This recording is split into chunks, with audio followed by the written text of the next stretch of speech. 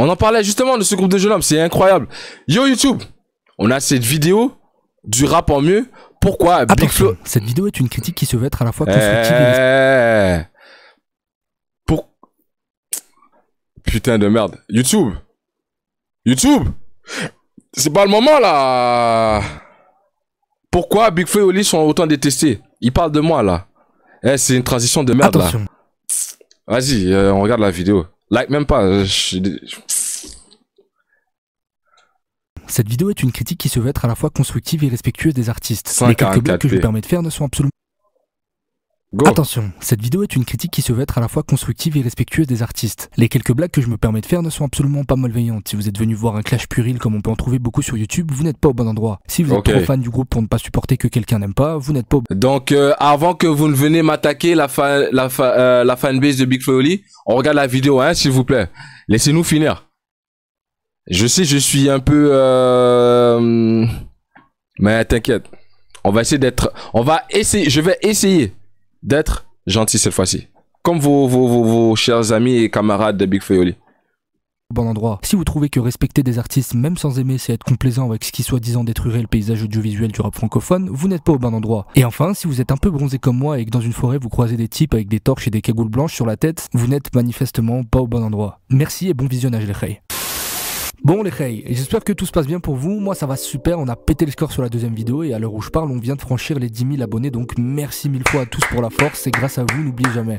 Moi après avoir parlé d'artistes que je kiffais, je vais parler de sujets plus polémiques et aborder de façon critique ce que j'aime moins. Déjà parce que ça permet d'apporter des problématiques que je ne peux pas aborder dans les vidéos où je parle des artistes que je kiffe, et d'autre part parce que je trouve ça intéressant. Quand il a sorti la vidéo 2020, il était à 10 000, maintenant il est à 96 000. Mais le rap en mieux, ça va de mieux en mieux. Pourquoi certains artistes à leur succès accumulent beaucoup de haine et savoir si c'est justifié ou non. Et effectivement, si dans le paysage du rap francophone, certains rappeurs font quasiment l'unanimité, que ce soit auprès des néophytes comme des initiés, d'autres en revanche, au-delà de leur fanbase, sont fortement détestés et discrédités pour différentes raisons. Mais quand je dis détestés, c'est genre à mort. Il suffit de prononcer leur nom pour hérisser les poils de certains amateurs de rap. Regardez par exemple. Didier, dis-moi, t'as écouté le dernier album de Gambi? No God! No God, please no! No!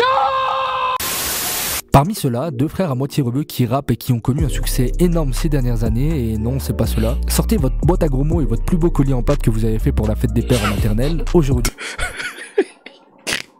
ça commence bien, hein. On va tâcher de comprendre pourquoi Big Flo et Oli sont autant détestés dans le rap game. Et c'est maintenant dans ce nouvel épisode du Rap en mieux.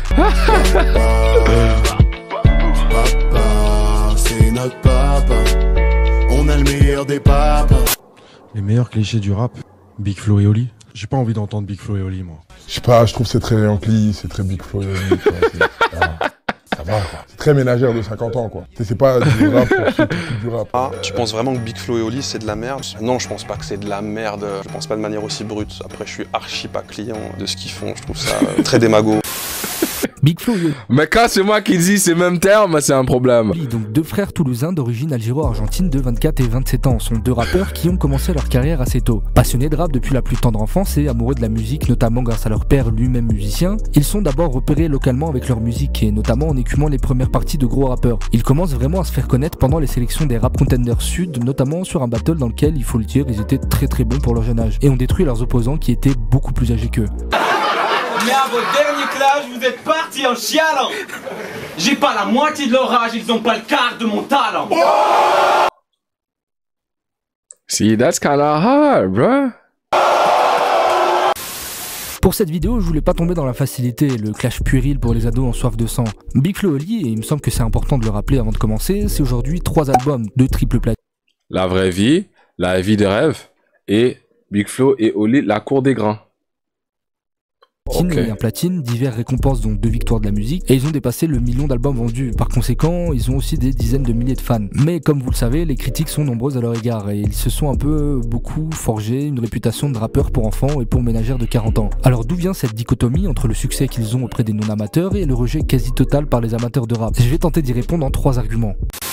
Je crois que l'une des raisons qui génère autant de critiques envers les deux frères, c'est leur public. Et là, je soulève une problématique importante. Les artistes ont-ils systématiquement le public qu'ils méritent? Et la qualité de ce dernier influence-t-il la réputation de celui-ci? Autrement dit, est-ce qu'une part de ce qu'on écoute est influencée par le public de la personne? Je pense que oui, même si pas totalement. Il y a un genre de sentiment d'appartenance dans ce qu'on écoute qui relie l'artiste en question, mais aussi tous ceux qui l'écoutent entre eux. Ce qui me laisse penser qu'un tas de personnes se refusent à écouter les artistes, non pas parce qu'ils aiment pas l'artiste, mais parce qu'ils n'aiment pas la communauté de celui-ci. Et c'est ce qui était arrivé à Nekfeu après la sortie de son album Feu en 2015, qui avait vu sa fanbase s'élargir, notamment par des très jeunes. Du coup, pas mal d'amateurs de rap qu'il prenait pour le nouveau prodige, vu sa technique, lui ont tourné le dos. Il réussira cependant plus tard à se réconcilier avec son ancien public rap lors de la sortie de Cyborg 1 an et demi plus tard.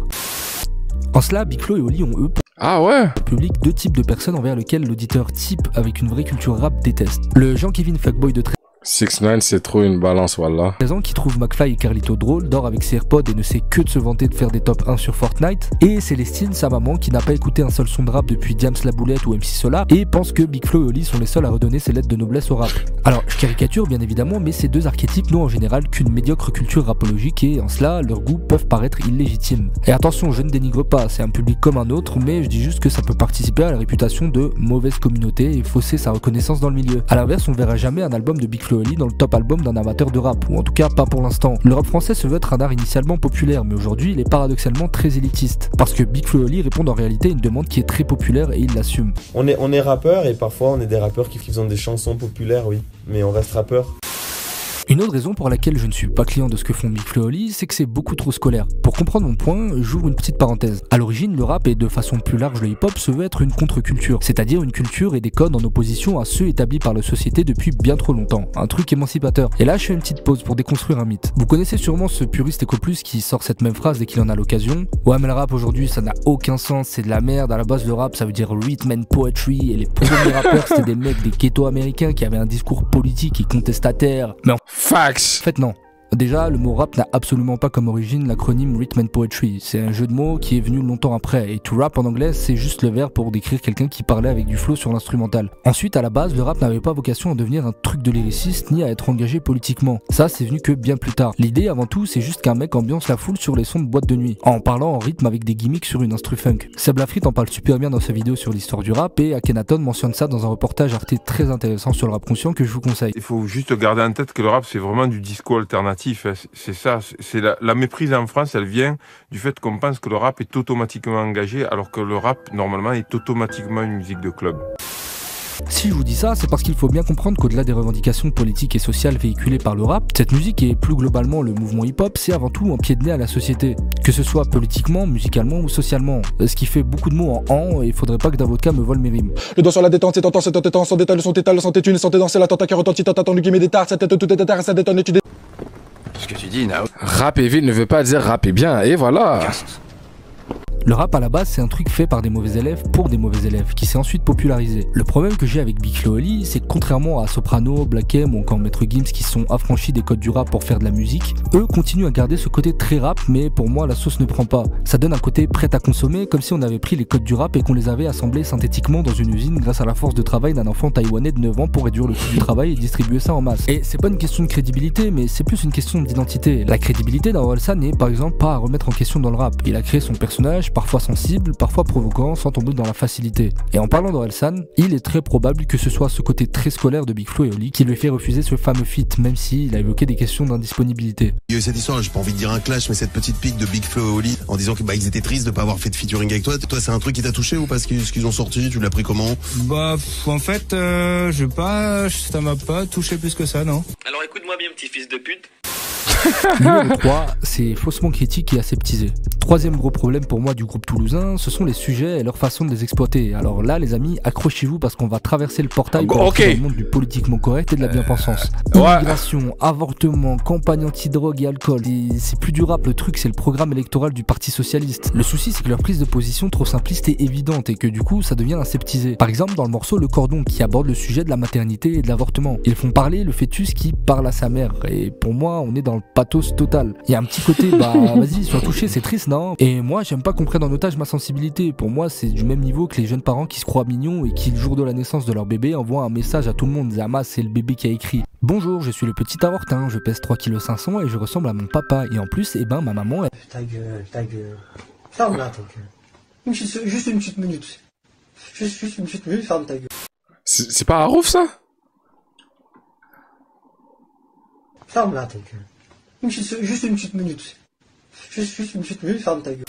En plus de ça, ils reproduisent le même schéma narratif tout le temps en fait. C'est comme sur le morceau Rentrez chez vous, se voulant être un morceau dénonçant l'immigration en inversant la situation. Tous les jours, fuck Paris off. se retrouve bombardé, Big Flo et Oli se retrouvent obligés d'émigrer ailleurs tout en se perdant de vue. Alors on comprend, hein, c'est pour dire mettez-vous à la place des migrants, c'est difficile, etc., etc. Mais comme le dit Gringe au début, c'est super démago. Il y a un côté drame sur lequel il force qui fait sonner le tout un peu faux. Mais pour moi, on atteint des sommets dans le morceau Monsieur Tout le Monde qui résume la vie plutôt merdique d'un boomer qui travaille dans un bureau et en a marre de sa routine de vie de famille. Sa femme le trompe, son patron lui refuse une augmentation. Tu vois, ça on vit pas dans la même réalité. Moi, dans ma réalité, tu gaspilles le jus comme ça. Ma mère, elle me met une tape derrière la tête. Ou limite, ouais, juste une tape. Ou elle me pince comme ça, là, tu vois, elle me tord le poignet, là, tranquille. Mais regarde, lui, son papa, il lui fait quoi, papounet? Il lui sourit. Yeah. C'est que du jus, ma belle. Qui travaille dans un bureau et en a marre de sa routine de vie de famille. Sa femme le trompe, son patron lui refuse son augmentation depuis des semaines. Ça fait 2 semaines que j'essaye de parler à mon patron. Je l'imagine souvent le soir découpé dans des cartons. Monsieur, pour mon augmentation, on en parlera plus tard. Dire que ça fait 15 ans que j'enfile ce putain de gosse.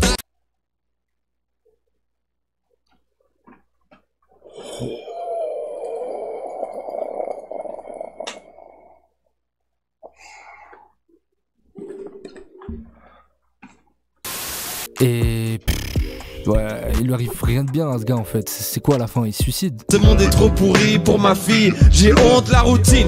Le premier jour comme le dernier. Attends, mais y a pas un fusil dans le grenier? Ah mince, je suis désolé, je savais pas, vraiment. Là encore, c'est faussement subversif et rempli de clichés. Je suis désolé, mais moi ça me touche pas une seule seconde. On dirait le scénario d'un mauvais téléfilm, mais ça nous en prend pas grand chose en réalité. Ça met pas le doigt sur un sujet épineux et en plus le procédé est systématiquement le même. Prendre un sujet, le tourner de façon triste et parler à la première personne pour créer une pseudo-proximité. Mais c'est trop maladroit. Et comme je le disais dans ma première vidéo sur Medine, l'art permet la provocation et l'art doit provoquer. Je veux dire, c'est un espace, un immense champ de liberté dans lequel l'artiste peut dénoncer, critiquer, pointer du doigt ou juste divertir tout en dépassant les limites quand il en a envie. Ce qui a fait le succès de Brassens, c'est qu'il portait ses couilles avec ses guitares et sa moustache et venait dénoncer des choses dont personne n'osait parler à l'époque, même en privé. Et j'aime pas cette fausse compassion synthétique qu'on veut me forcer à avoir dans leur storytelling. Faut que ça sonne naturel et en plus j'ai envie d'être bousculé dans ce que j'écoute. Damso par exemple dans le morceau Julien dénonce la pédophilie, non seulement sans juger l'acte en disant bouh c'est dégueulasse la pédophilie, car on sait Julien aime les gosses. Tous que c'est dégueulasse la pédophilie, mais il va plus loin car il se met carrément dans la peau d'un pédophile qui aime les gosses. Voilà. Faut que je choisisse mes prochains mots attentivement là. Ça fait froid dans le dos, mais l'effet est là. Ce que je reproche à Big Flo et Oli, c'est de donner cette impression d'être critique, presque corrosif, alors qu'en réalité, soit il dénonce des choses qui sont évidentes dans les caricaturant et en prenant en otage notre sens critique, parce que évidemment c'est triste que pourrait dire un bébé qui se fait avorter. Ou Julien le goat. Time out. Non, come on. Une pause, tu te mérites une pause. Va réfléchir. Du site de Jean-Michel Boomer qui en a marre de sa vie jusqu'à se tirer une balle, mais ça n'a rien de subversif de dénoncer ça. Alors, pour conclure, et ceux qui me connaissent savent que j'aime toujours avoir un avis nuancé, Big Flo et Oli... Là, si je suis le good. D'accord, je suis pas client et je consomme pas vraiment leur musique, quoique je peux trouver Oli parfois flamboyant, comme sur le morceau avec Black M et Soprano, ou son couplet sur le feat avec Jul. D'accord, c'est trop aseptisé, oui, c'est parfois trop lisse, trop enfantin et faussement critique, et oui, ça appelle plutôt un public que parfois on prend de haut à cause de notre ego mal placé quand on voit Tata Michel dire qu'elle aime bien Big Flo et Oli parce que je cite, ça c'est du vrai rap. Mais qu'à cela ne tienne, mon problème avec eux relève plus d'un choix de direction artistique qu'autre chose. Big Flo et Oli, c'est quand même deux frères qui transpirent la passion. C'est des mecs qui, dès la première seconde où ils ont su qu'ils allaient faire du rap, ils ont pas arrêté d'y croire une fraction de seconde. En écumant les kermesses dans leur collège, les open mic, les scènes en tout genre, les battles, là où il y avait un truc à gratter, ils étaient là, juste contents qu'on écoute leur son. C'est deux adultes qui ont réussi à réaliser leur plus grand rêve d'enfant, grâce à l'amour indéfectible de la fraternité. Et moi, en tant que passionné de rap, de musique et aussi de One Piece, quand je vois des types croire à ce point à leur rêve et le réaliser, je peux que respecter leur démarche, même si derrière je vais pas écouter ça parce que ça me parle peu. En plus de ça, les critiques que je fais sur eux sont applicables même à leurs plus anciens sons, ce qui signifie que si les points que je soulève ne vous touchent pas ou que vous n'êtes pas d'accord, et que au contraire vous aimez le côté lisse et scolaire de leurs textes, et vous avez le droit, bah ça signifie qu'ils sont fidèles à eux-mêmes depuis ça me fait rigoler ça. Pas chez eux, ils le font depuis qu'ils ont commencé le rap. Donc clairement, si vous ça vous aime pas, assumez-vous, écoutez ce qui vous fait kiffer, et peut-être qu'en évoluant, vous vous rendrez compte qu'il y a plus intéressant niveau rap, mais que Big Flo et Oli, ça a été une porte d'entrée dans le rap pour vous. Et je tiens aussi à dire que rap pour enfants, c'est pas une insulte. D'une part parce que faut pas négliger les enfants, ce sont les ados et les adultes de demain. Et faut pas oublier que si nous on trouve qu'ils écoutent de la musique d'enfants, de leur point de vue, on écoute de la musique de daron. Et personnellement, si j'ai des enfants plus tard, je préfère qu'ils écoutent du Big Flo et Oli plutôt que certaines chansons qui peuvent être abrutissantes si on n'a pas le second degré nécessaire pour comprendre et apprécier. Miren, bañador. La chancla. Émouvant avec des archives de Big Flo et Oli, des images de One Piece et une musique de Naruto. Tout ça pour me faire des sacs en masse par leur femme.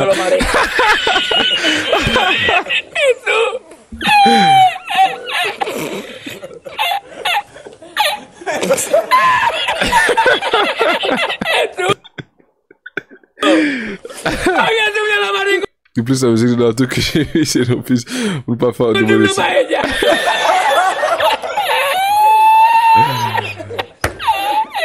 Attends, on va regarder les commentaires. Bien évidemment, je rigole les hey, j'espère que vous avez kiffé la vidéo. N'hésitez pas à me dire dans les commentaires pourquoi vous kiffez Big Flo et Oli et vous avez le droit. Et si vous aimez pas... Je suis d'accord avec tout ce qu'il vient de dire. Oh non, ça skip. Ça, c'est mes vidéos dans le four porno. Oui, mariage, sexe, vous avez Attention. vu. Mais attends, c'est quoi ces commentaires là? J'ai longtemps hésité avant de laisser ce commentaire, mais en réécoutant plusieurs fois ta vidéo, je me dis c'est nécessaire car je pense que ta chaîne a beaucoup de potentiel et que tu pourrais faire d'excellentes critiques sur la bonne méthode. Oh my god, tout un paragraphe, putain de merde. Il faut d'abord aller plus profond dans l'étude du sujet et d'essayer de comprendre la démarche des artistes, les œuvres, un nombre de guitares. Oh my god. Ok. On va aller à la conclusion. Enfin, il faut arrêter la classification amateur de rap parce que c'est très subjectif. Non, enfin, en vrai, on s'en bat les couilles, bro. Désolé, hein. C'est ça leur fanbase. Ça laisse des gros paragraphes comme ça, bro. Faut se calmer. Résume-moi ça en une phrase, frère. T'as aimé, t'as pas aimé, c'est pourquoi, et voilà.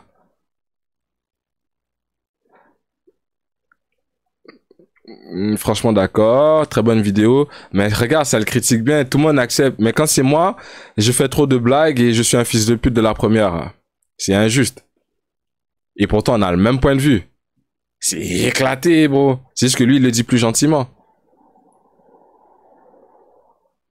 Mais bon, bref. Force à vous, fanatiques de Big Flo et Oli.